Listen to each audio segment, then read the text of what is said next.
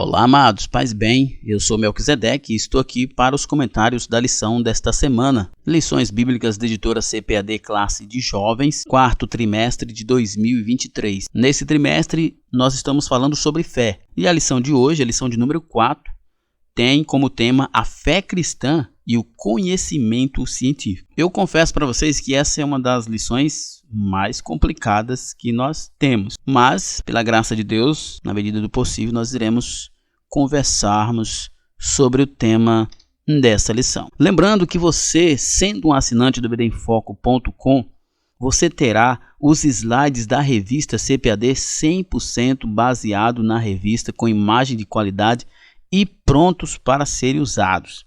Isto mesmo, slides da revista da CPAD prontos para serem usados, o que dá muito mais tempo para você preparar a sua aula. Temos experiência na produção de slides e subsídios da revista CPAD desde 2016 e já fizemos mais de 750 slides e você pode baixá-los todos aqui no ebdenfoco.com. Temos uma equipe qualificada que se dedica toda semana para entregar um conteúdo de qualidade para você ministrar a melhor aula na sua EBT. O conteúdo da assinatura contém os slides das lições de adultos, slides das lições de jovens, mais bônus, slides de escatologia, sermões em PDF, curso básico de teologia e cursos diversos. Para mais informações, acesse o site ebdenfoco.com ou entre em contato conosco pelo nosso WhatsApp. O texto principal da nossa lição se encontra em Hebreus capítulo 11, verso 3, que diz assim: pela fé entendemos que os mundos, pela palavra de Deus,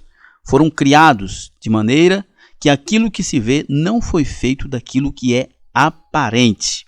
Nós temos aqui o texto de Hebreus capítulo 11, verso 3, nos afirmando que Deus é criador do universo e tudo que existe, que Deus criou, não foi feito de algo pré-existente, como muitos teóricos naturalistas e materialistas gostam de afirmar que o mundo veio à existência, o universo veio à existência a partir de algo já pré-existente.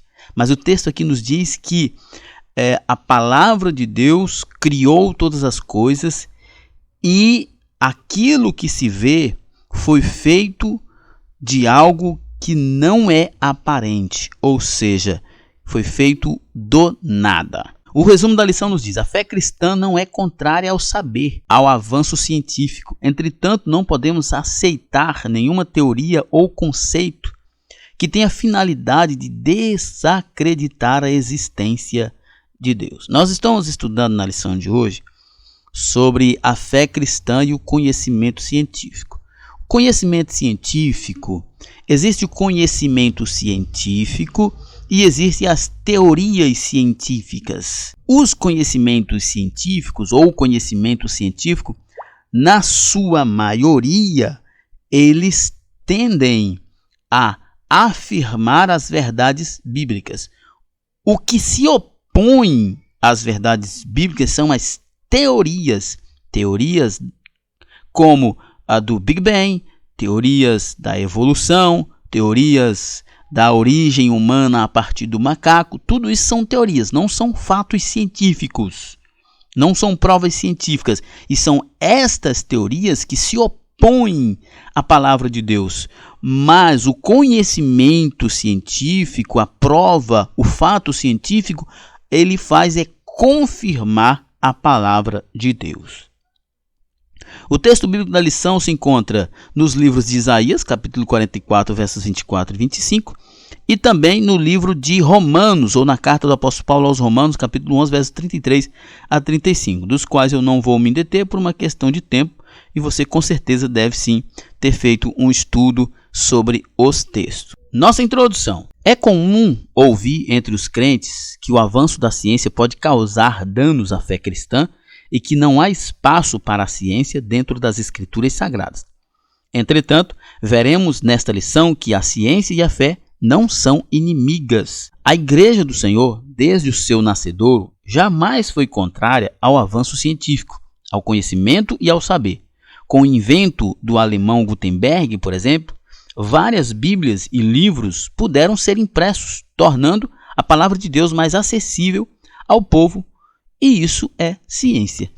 Olha só, nossa introdução nos traz essa abordagem. Primeiro, é comum ouvir crentes dizer que o avanço científico pode causar danos à fé cristã e que não há espaço para a ciência e as escrituras. Na verdade, esta é uma concepção rasa de alguns cristãos que têm esta percepção. Esta concepção é rasa tanto na perspectiva científica quanto na perspectiva bíblica. Ou seja, a pessoa que afirma que o avanço científico causa danos à fé cristã e que não há espaço para a ciência dentro das escrituras, ele não tem um bom conhecimento nem científico e nem bíblico-teológico. Porque, como diz o nosso segundo slide aqui, a Igreja do Senhor, desde o seu nascedouro, jamais foi contrária ao avanço científico, ao conhecimento e ao saber. Muito pelo contrário. A Igreja, ela se valeu de muitos avanços científicos e tecnológicos para o seu crescimento, para a eficiência da sua missão na Terra. Então, como eu disse, quando alguém diz que o avanço científico e tecnológico causa danos à fé cristã e que não há espaço para a ciência nas escrituras, esta pessoa tem um conhecimento limitado tanto em ciência quanto em teologia. Nosso primeiro tópico, o racionalismo e a fé cristã. Racionalismo. Você já ouviu falar a respeito do racionalismo? Sabe o que significa? Segundo o dicionário teológico, significa um sistema filosófico que tem como critério único da verdade a demonstração racional das coisas. Para o racionalista, tudo que escapa à luz natural da razão não merece ser considerado. Ou seja, a ideia dos racionalistas é que apenas existe aquilo que a razão pode dissecar, aquilo que a razão pode mapear e explicar. Apenas aquilo que a razão, que a mente humana é capaz de alcançar. Esta é a ideia do racionalismo, que o que se propõe além da compreensão racional humana, então isso é pura ilusão, não existe. Esse é o objetivo, essa é a forma como o racionalismo pensa, né? Que existe somente aquilo que a mente humana é capaz de compreender, é capaz de explicar e de conceber. Tudo aquilo que está fora desse escopo é mera ilusão e não existe. O francês René Descartes foi um dos grandes filósofos racionalistas, juntamente com Spinoza e Leibniz. Com eles, o racionalismo se tornou uma das correntes filosóficas mais conhecidas e importantes da modernidade, né? Olha só, é importante, o autor cita aqui os três principais filósofos racionalistas, né? René Descartes, Spinoza e Leibniz. Sabe o que é interessante sobre o racionalismo desses três filósofos? É que eles se contradizem. Em algum momento, René Descartes afirma uma coisa que Spinoza não concorda, e eles são racionalistas. Da mesma forma, Leibniz. Olha só que interessante. O racionalismo, ele não é unânime nem entre os racionalistas. Correntes racionalistas se contradizem. Inclusive, os três principais defensores ou expositores dessa cosmovisão, desse modo de pensar, eles mesmos se contradizem entre eles. Então, o que é que nós pensamos aqui? O racionalismo, ele é pobre, ele é insuficiente para explicar a existência da humanidade e do universo. E por essa razão, ele se contradiz, porque a própria mente humana supera as expectativas do racionalismo.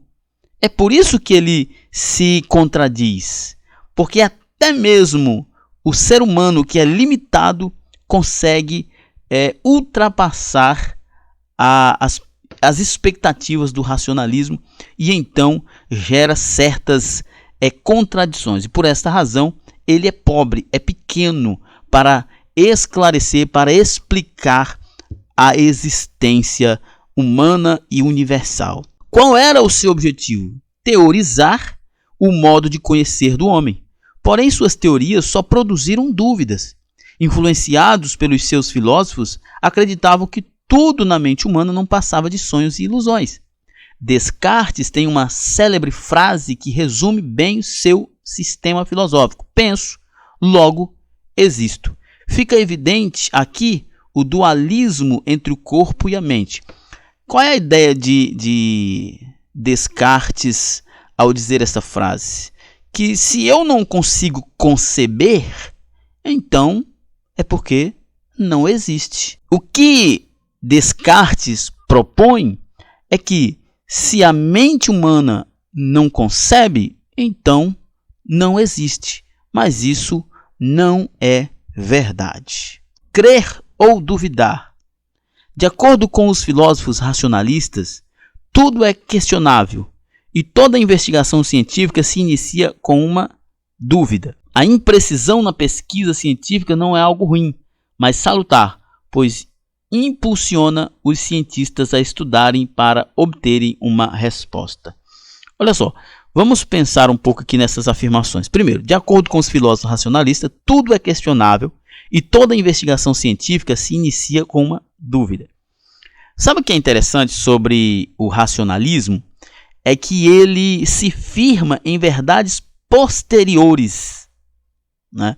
Enquanto que o método científico se firma a partir da investigação de algo existente. Ou seja, o racionalismo duvida para chegar em algo. E a ciência tem seus princípios que é a partir deles que ela propõe chegar em algo. Então, mais uma vez, nós percebemos que o método racionalista ele é falho, ele é insuficiente, ele é contraditório. A imprecisão na pesquisa científica não é algo ruim, mas salutar, pois impulsiona os cientistas a estudarem para obterem uma resposta. Isso é óbvio. O universo não está todo explicado. Então, quando se quer um avanço, se faz uma pergunta, se admite imprecisão, se admite falhas, mas quando nós tratamos da palavra de Deus, quando nós tratamos de Deus, não existe esta possibilidade, porque Deus é eterno e perfeito e não falha. Contudo, se tratando das Escrituras Sagradas e das questões relacionadas ao cristianismo, não podemos ter dúvida, né, que eu acabei de dizer. Observe o que a Bíblia diz a respeito do que tem dúvida, porque o que duvida é semelhante à onda do mar, que é levada pelo vento e lançada de uma para outra parte. Isso aqui é importante a gente falar, porque eu mesmo já convivi com pessoas que pressupõem que, uma vez que a Bíblia diz que o que duvida é levado pelo vento e lançado de uma parte para outra como a onda do mar, eles então não conseguem fazer nenhum questionamento de tipo nenhum. Por exemplo, quando você está estudando o texto bíblico, você tem que fazer questionamentos.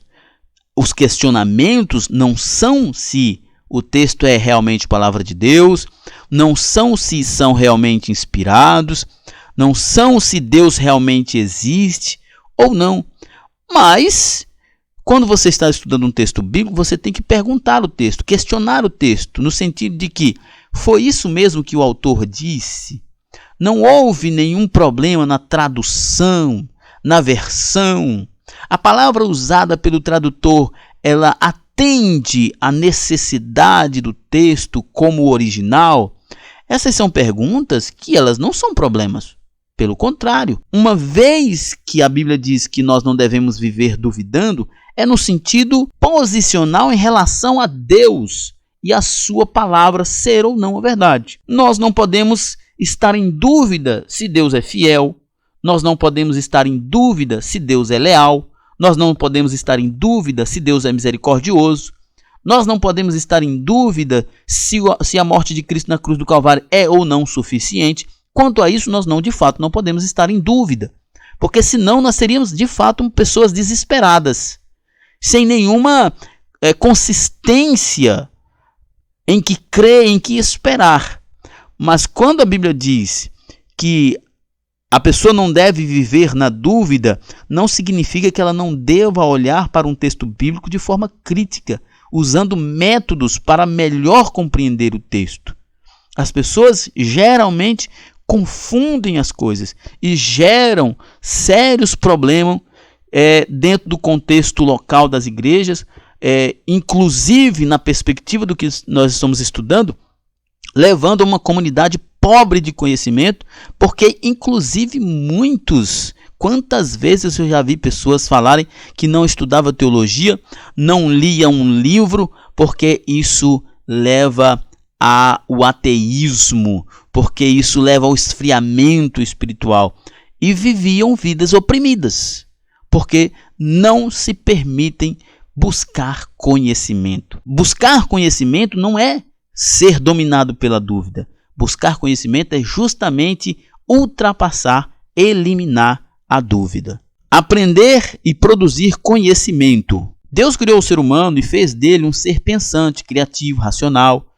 Foi o Senhor quem concedeu a Adão capacidade cognitiva para aprender e produzir conhecimento. Esta verdade pode ser observada no segundo capítulo do livro de Gênesis. Adão recebeu do Criador uma ordem direta para lavrar, guardar e administrar a terra, iniciando pela nominação dos animais. Então é exatamente o que eu estava falando.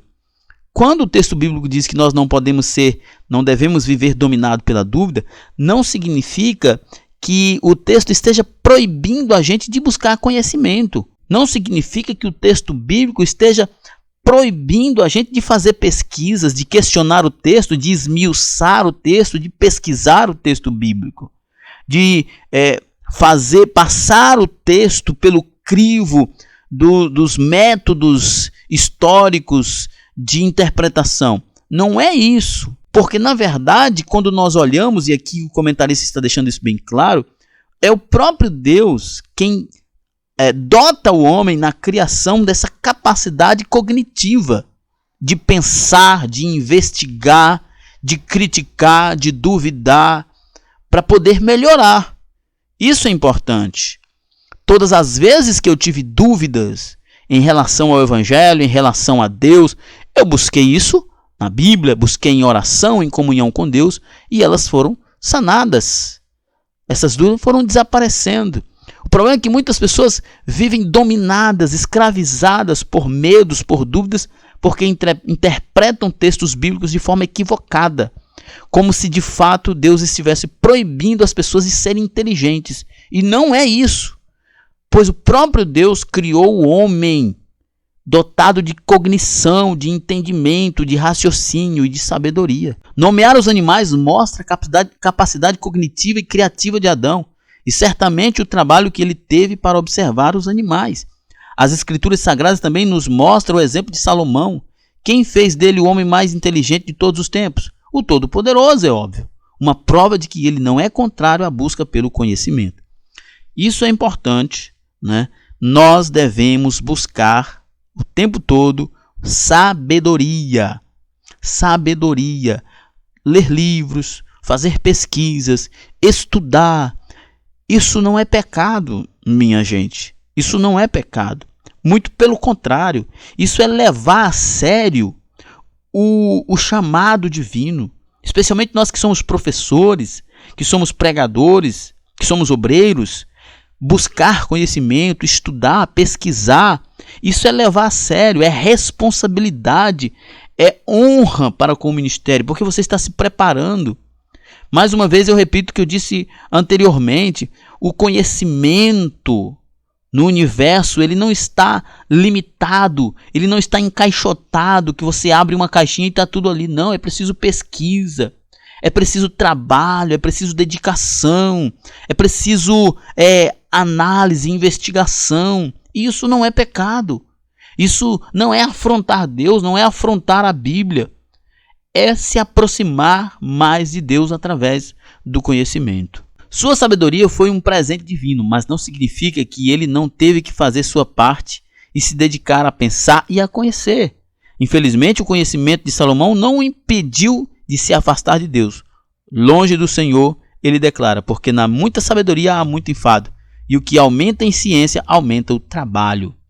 Esta é a declaração de um homem triste que viveu longe do Senhor. Olha só, isso aqui é muito importante. Como eu disse, especialmente nós que somos professores, obreiros, nós temos a responsabilidade de buscar conhecimento. Nós temos o dever moral e espiritual de nos aperfeiçoarmos nos nossos estudos e buscar conhecimento. O que nós não podemos é confundir, como diz Paulo, a minha pregação não consistia em palavras persuasivas de sabedoria humana. Nós não podemos confundir a necessidade de adquirir conhecimento teológico com a possibilidade de que o meu conhecimento, a minha retórica, a minha habilidade de expor algum assunto possa de fato convencer alguém que isso não vai acontecer. Homens inteligentíssimos pregaram o evangelho e nada aconteceu. Leigos, cheios do Espírito Santo, pregaram o evangelho e pessoas se converteram. Porque nesse sentido, o que muda é o poder do evangelho, mas não impede, não proíbe que o cristão busque conhecimento. O livro de Eclesiastes nos mostra que se pautamos a nossa existência somente sobre a ciência e a investigação humana, nada terá mesmo sentido. Deus deve estar em primeiro lugar em nossos corações. Mais uma vez é importante nós dizermos: Deus está no topo da pirâmide do conhecimento e a necessidade do conhecimento científico está embaixo, como uma necessidade, né, que todo ser humano tem por questões técnicas, por questões humanas, mas não significa que o conhecimento científico levará as pessoas ao conhecimento verdadeiro de Deus. O que levará as pessoas a um conhecimento verdadeiro de Deus é o Evangelho. Segundo tópico, a ciência tem a sua importância. Buscando respostas. A ciência não tem resposta para tudo. O método científico não consegue responder algumas questões importantes da vida, como, por exemplo, de onde viemos e para onde vamos. Também não consegue explicar de forma convincente o surgimento do mal. O método científico, né, o fato científico, não consegue explicar todas as coisas. O universo é tão complexo, tão grandioso, a existência é tão complexa e tão grandiosa, que os seres humanos, os cientistas, ainda estão no primário da investigação do universo. Então, nós não podemos pensar que o método científico ele explique todo o universo. Ele explica parte das realidades do universo, que Deus permite. Ele explica parte, mas não tudo. Não tem condições, nem mesmo daquilo que é material. A ciência ainda não tem condições de explicar tudo. Estas respostas somente obtemos mediante a fé nas Escrituras Sagradas, lendo o livro de Gênesis. No capítulo 3 de Gênesis encontramos a resposta para muitas dúvidas da humanidade em relação ao sofrimento, à dor, à morte. A resposta está na queda. Isso aqui é importante, o professor deve conversar com seus alunos sobre isto, dizendo que a queda explica todos os problemas, pelo menos de forma primária, todos os problemas enfrentados pela humanidade. Porque por causa da queda o pecado entrou no mundo e o pecado trouxe toda essa destruição. Se o homem não tivesse pecado, se não tivesse acontecido a queda, eu não saberia o que era adultério, eu não saberia o que era assassinato, o que era roubo, o que era mentir, e assim por diante. Todas essas desgraças, todas essas misérias, essas lástimas que nós vemos no mundo é resultado de uma única coisa: a queda, o pecado do homem. As intenções corretas. A ciência possui as suas limitações, mas podemos afirmar que o crente não deve ter receio de estudar e procurar o conhecimento.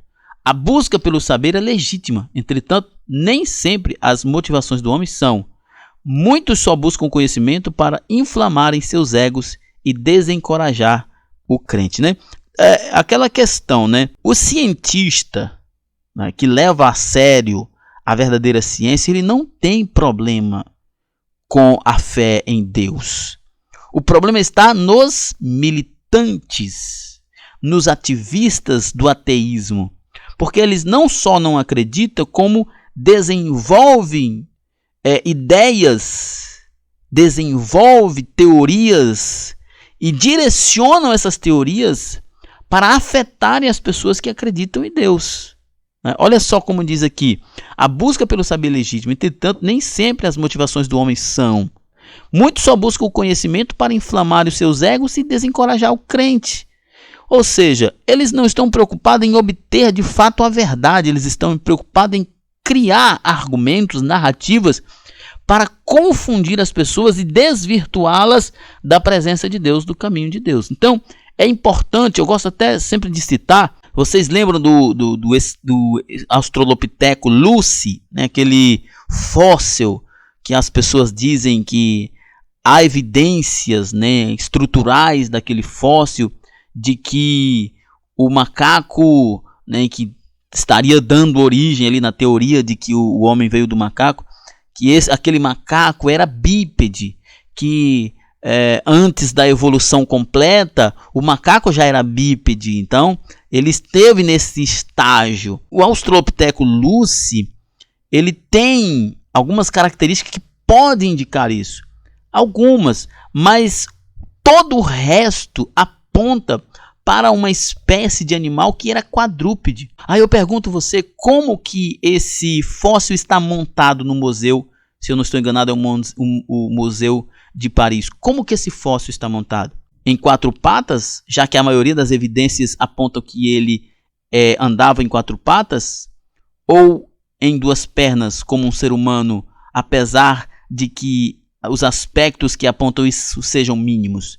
É óbvio, ele está montado sobre 2 pernas, como se a principal evidência encontrada ali era de que ele era bípede. E a principal evidência não é essa. Então o que acontece? Mais do que o fato científico, tem também o ativismo do cientista quando ele é ateu, que ele quer descaracterizar a verdade bíblica e então ele cria uma narrativa.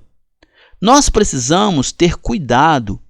Os jovens precisam ter cuidado com tudo que ouvem, com todas as críticas que eles ouvem sobre o Evangelho, sobre Deus, porque muitas vezes não é um fato científico. Muitas vezes, como por exemplo sobre o homem nascer vir do macaco, é uma teoria, nunca foi provado. O Big Bang, o universo começou com uma explosão, é uma teoria, nunca foi provada. Aliás, essas teorias, todas elas, estão caindo em descrédito. Nas academias, ninguém mais estuda sobre isso. E assim por diante. Então, nós precisamos entender o seguinte e ter cuidado que o conhecimento é bom, é legítimo. Deus dotou o homem deste conhecimento, de capacidade cognitiva, mas não se esqueça, o homem caiu, pecou, e muitas vezes, dominado pelo pecado, ele vai propor uma argumentação, uma narrativa que corrobore com seus ideais de pecado e não com a verdade bíblica ou científica.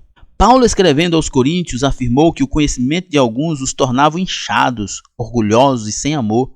A motivação destes não era certa. Na atualidade, muitas produções científicas só têm o propósito de difundir o ateísmo. Muitos querem produzir ciência, visando somente levar as pessoas a desacreditar de Deus, que eu acabei de falar.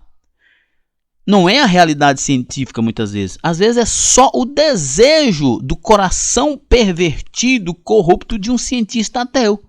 Então ele desenvolve a narrativa, espalha essa narrativa e uma série de pessoas ignorantes vão replicando, pessoas que odeiam Deus, odeiam a santidade, replicam isso e daqui a pouco pessoas que são incautas, que têm pouco conhecimento, especialmente jovens, estão aderindo a essas ideias, mas elas não passam de apenas teorias que nunca chegam a nenhuma conclusão. O crente reconhece que a ciência tem a sua importância. Reconhecemos o valor do conhecimento científico e de se permanecer fiel ao Senhor. Admitir o valor da ciência não torna você um herege.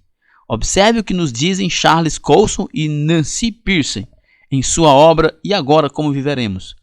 A ciência afeta toda a nossa visão de mundo, não só as ideias sobre a religião e a ética, mas também sobre a arte, a música e a cultura popular. Isso é importante nós observarmos.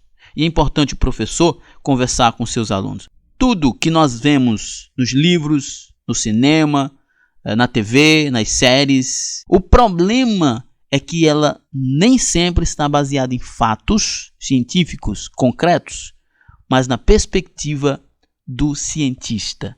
E eles propõem isso de modo a comprometer, a afetar todas as perspectivas da humanidade. Religião, ética, arte, música, cultura, para que desenvolvam todas essas atividades, desenvolvam a vida a partir da perspectiva materialista e naturalista dos ateus. Então é importante que você faça um filtro. Professor, converse com seus alunos sobre essas questões, sobre religião, ética, sobre arte, sobre música, sobre cultura popular. Faça um filtro, porque há muito ateísmo, há muito racionalismo e materialismo, há muito marxismo ateísta dentro destas questões. Constatamos que a ciência tem o seu valor, entretanto, devemos considerá-la sempre à luz da Bíblia. A palavra de Deus é a nossa única regra de fé e conduta. Precisamos ler, conhecer as Escrituras para que venhamos evitar todo e qualquer extremismo que prejudique a nossa santificação. Isso é importante. Nós não podemos viver uma vida de escuridão. A ciência tem seu valor para a humanidade. Imagine só como viveria as pessoas hoje sem os avanços tecnológicos. A ciência, por exemplo, trouxe avanços tecnológicos para a produção de veículos, de aeronaves, a internet, remédio e assim por diante. Ou seja, mais uma vez, a ciência tem o seu valor, mas ela é depois do valor do princípio bíblico.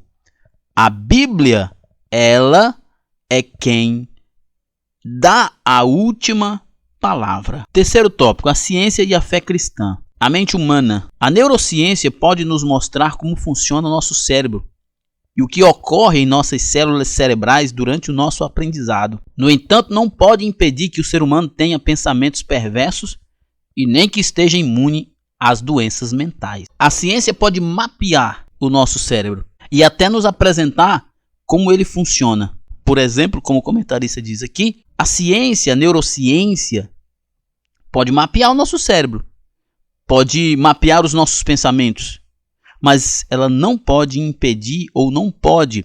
Inclusive, o Augusto Cury, um grande psiquiatra, ele diz que a ciência não pode mapear, por exemplo, a origem do pensamento. Não consegue ver isso. Ela não consegue impedir ou não consegue fazer com que as pessoas, de forma científica, escolham entre um pensamento e o outro. Então, a ciência funciona para muita coisa, mas há outras coisas que a ciência não alcança. Também não é capaz de transformar o indivíduo, sua alma e espírito, sua mente e seu caráter. Somente o Espírito Santo pode nos conceder a experiência do novo nascimento, fazendo de nós novas criaturas. Isso é muito importante quando nós pensamos que a ciência é extremamente útil e necessária para o que é material. Mas a ciência não é capaz de transformar o caráter de uma pessoa. A ciência não é capaz de mudar as perspectivas de um ser humano. Somente o Evangelho pode fazer. Aquele que nos deu inteligência deseja que venhamos usar o nosso potencial criativo, cérebro e coração para que o nome dele seja glorificado em todas as esferas. Então, entenda uma coisa, Deus te fez inteligente para que você o glorifique, ajudando pessoas a saírem do engano das trevas. Cristianismo e ciência não são rivais. Muitos crentes advogam a ideia de que o cristianismo e a ciência são rivais. No entanto, ao longo dos últimos anos, pesquisadores têm mostrado que a ciência moderna deve muito ao cristianismo. Já falamos isso no início. A investigação científica só encontrou o solo fértil depois que a fé num criador pessoal, racional, impregnou a cultura, e isso se deu a partir da Idade Média. Primeiro se teve a religião, primeiro se teve a fé, e a partir disto veio então os métodos, a investigação científica, a universidade e o abandono da fé. Por que jovens crentes fiéis ao Senhor, criados em lares evangélicos, abandonam a fé ao ingressarem na faculdade? Essa pergunta tem sido feita ao longo dos anos por pais, pastores, líderes de jovens. A resposta não é tão simples como pode parecer, mas vejamos o que a escritora Nancy Pearcey, na sua obra Verdade Absoluta, tem a nos dizer a respeito. Segundo ela, em grande parte os jovens abandonam a fé porque eles não foram ensinados a desenvolver uma cosmovisão bíblica. Que, aliás, é tudo uma questão de cosmovisão. É tudo uma questão de como você vê a existência. Se você tem fragilidades, como diz a Nancy Pearcey, se você tem fragilidades na sua cosmovisão, será muito mais fácil você ser corrompido. Então é importante, inclusive, para o professor, e para o professor pode conversar isso com os jovens, que vocês se fortaleçam na fé e no conhecimento da palavra de Deus, e também é óbvio nessas questões filosóficas. Eu não preciso, e a Bíblia, a fé não precisa da ciência para prová-la. Entretanto, é importante que você conheça para que você saiba como se defender. Nancy diz mais, relatando que em uma escola cristã americana, um professor de teologia, desenhou de um lado do quadro um coração e do outro um cérebro. Depois ele se virou para os alunos e disse: o coração é o que usamos para a religião, ao passo que fazemos uso do cérebro para a ciência. Na minha opinião, ele não tem nem coração e nem cérebro. Percebe que há uma ignorância muito grande por parte dessas pessoas quanto à fé e à ciência, quanto à fé e aos métodos científicos. Não é porque eu creio no transcendente que eu não posso crer ou fazer uso de métodos científicos. Como eu já disse no início, a ciência não pode dissecar tudo. A ciência moderna, no tempo que nós vivemos, ela ainda é principiante no conhecimento do universo. O universo é tão vasto, é tão extraordinário, que a ciência moderna ainda é principiante. Então, como que as pessoas podem pensar que a ciência domina tudo se ela não conhece tudo? Ela não tem tudo sob o seu controle. E os conhecimentos científicos, eles são ultrapassados. O que se propõe hoje, e que nem é conhecimento científico, na maioria das vezes são teorias, amanhã passa por uma revisão e já cai por terra. Mas a palavra de Deus sempre continuou de pé. Muitos já acusaram a Bíblia de falha, de contraditória, de ser intolerante, de ser homofóbica, de ser machista e assim por diante. Mas nada disso se sustenta. Como cristãos, podemos concordar com essa ideia? Esse professor está certo? Não. A religião não pode ser vista só com o coração, pois a nossa fé não é cega. Segundo Nancy Pearcey, os jovens crentes também precisam de uma religião do cérebro. Como diz o pastor John Stott em um livro, inclusive eu recomendo vocês lerem esse livro, crer é também pensar. Por que nós cremos? Nós cremos porque nós temos a Bíblia. Nós cremos porque a natureza nos mostra. Nós cremos porque a história prova. Então nós cremos. Nós não cremos no vazio. Nós não cremos do nada. Nós cremos a partir de princípios, a partir de fundamentos. Nós cremos a partir de algo real. A história prova a existência de Jesus.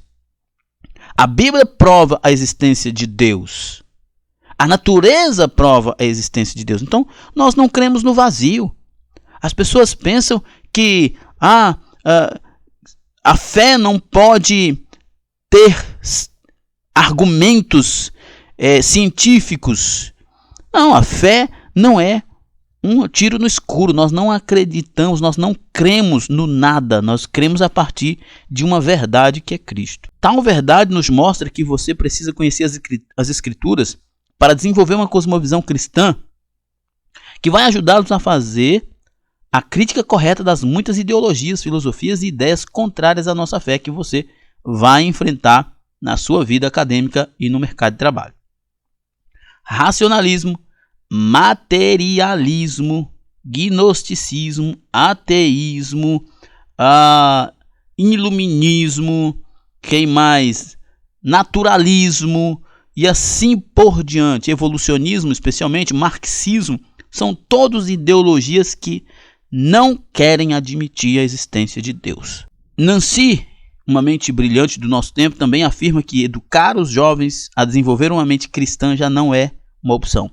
É indispensável para que a chama da fé em Deus não venha se apagar diante desse mundo caótico em que vivemos. As Escrituras Sagradas não são um compêndio científico, entretanto, por meio dela podemos desenvolver uma cosmovisão cristã. Tenha a certeza de que a fé não impede o nosso raciocínio lógico, mas nos coloca diante do Deus onipotente, Criador de todas as coisas. Como eu disse, nós não cremos a partir do nada. Nós cremos a partir de verdades sólidas, de elementos sólidos. A história comprova, a natureza comprova e a palavra de Deus também sustenta a nossa fé. Nossa conclusão. Embora em nossos dias alguns cientistas não aceitem a fé cristã, nós continuaremos crendo no poder criativo do Senhor e que dele procede todo o conhecimento. Nós precisamos ocupar todos os espaços de nossa sociedade, inclusive os laboratórios das universidades. Estude, se dedique e assuma seu lugar como alguém inteligente, mas nunca esqueça de amar e colocar Deus acima de tudo e de todos. Amém? Muito bem, então lembrando que você que faz uso dos slides produzidos pelo EBD em Foco, tire uma foto e nos envie. Para mais informações, acesse ebdemfoco.com ou entre em contato conosco pelo WhatsApp. É isso aí, então chegamos ao final de mais um comentário. Que Deus em Cristo nos abençoe e até a próxima. Paz e bem a todos.